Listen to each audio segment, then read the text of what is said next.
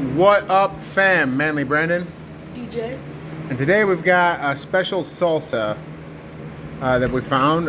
This is garlic artichoke salsa. This is from the tapas collection. We're going to be having it on a piece of cucumber. Because for me, cucumber doesn't have much flavor. Exactly. Alright.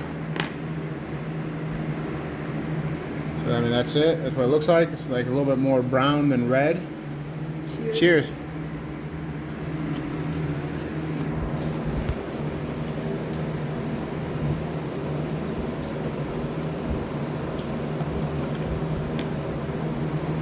I know, like, I'm not kind of different.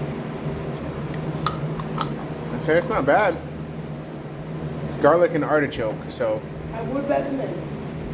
yeah, I like that a lot. That's about an 8.5 out of 10 for me. I'm going to have to just go with an 8. All right, you heard it here first. 8.5 from me, 8 from him. But yeah, that's pretty good. All right, peace.